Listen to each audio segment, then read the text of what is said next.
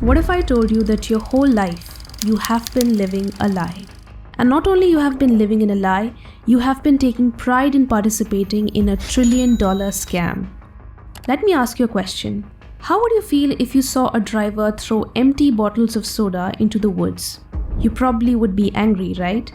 Well, in today's video, I would be highlighting the many scams of the recycling industry and show you how you and the hypothetical man throwing trash in the forest are pretty much the same, so stay tuned.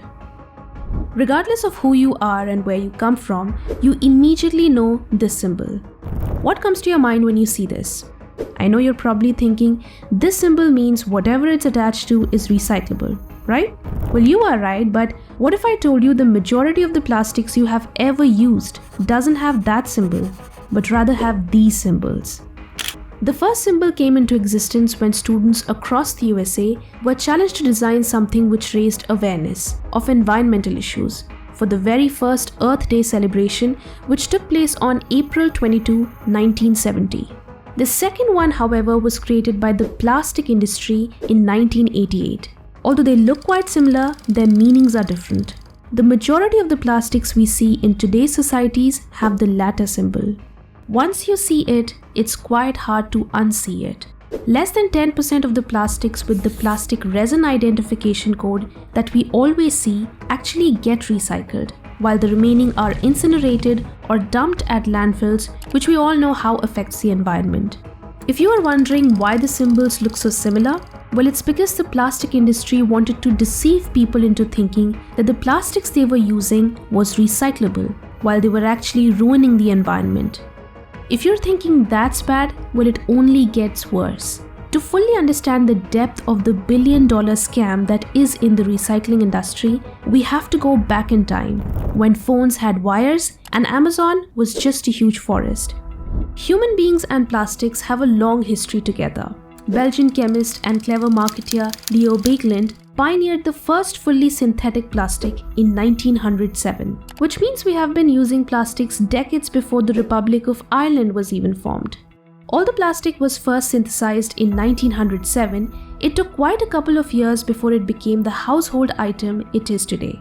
The end of World War II is usually associated with the rise of plastics. It is understandable for people to desire a cheaper alternative to wood, glass, and metal when they were just recently wrecked by a war, and plastic was a solution that the world thought it needed. You see, the 1940s were a strange time. Doctors used to advertise cigarettes. People used to hang their babies in cages for health purposes. Meth was prescribed to people by doctors as diet aid. Yeah, you heard right. If Walter White existed in the 1940s, he would have been a personal trainer. With all this craziness going at the time, it's still hard to believe that there was a time recycling was seen as a bad thing. Before plastic was introduced to society, we already had habits of recycling. Milk and soda bottles used to be returned to the manufacturers and used again to sell beverages. People used the glass and wooden containers they got from buying goods at home to store items. So when plastic came, the people did the same. But the plastic industry didn't like that. Because how are they going to build a multi-billion-dollar business if their customers don't keep buying? So the plastic industry does what every industry does when it wants to deceive the population, which is to use the media. Nowadays, from signboards to social media to news channels, the message to recycle is everywhere. But in the 1940s, it was quite the opposite. Brands had dozens of commercials against recycling. They painted recycling as a tedious, expensive, and unnecessary practice, with taglines like, "Why make hard work of enjoying soft drinks? Plastic cup at toss-away prices," or "The best things in life come in cellophane." And the propaganda worked like magic.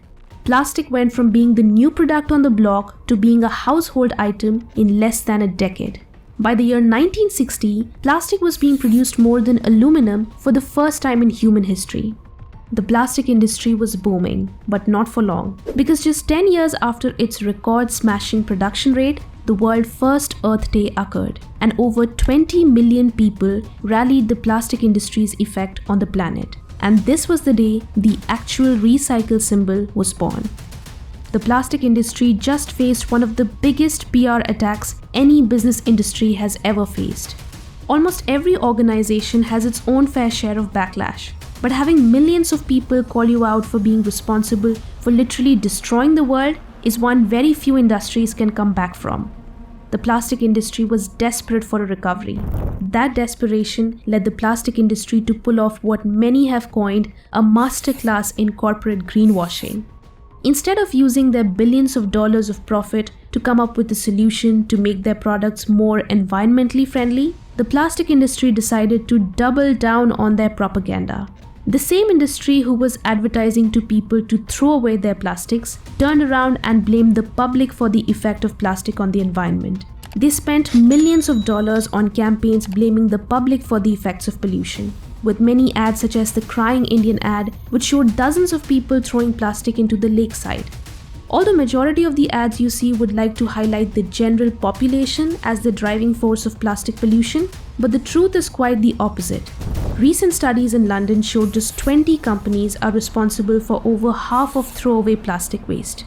While the plastic industry was running its propaganda, it made a shocking delivery. They found out not only was it cheaper to produce new plastics than recycle, they also found out that every time they recycled plastic, its quality reduced, which meant constantly recycling plastic was a huge waste of time and resources.